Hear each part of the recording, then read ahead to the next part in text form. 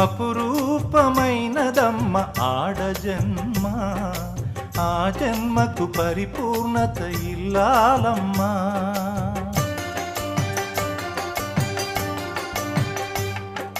మగవాని బ్రతుకులో సగపాలు తనదిగా జీవితం అంకితం చేయగా, అపురూపమైనదమ్మ ఆడజన్మ, ఆ జన్మకు పరిపూర్ణత ఇల్లాలమ్మ.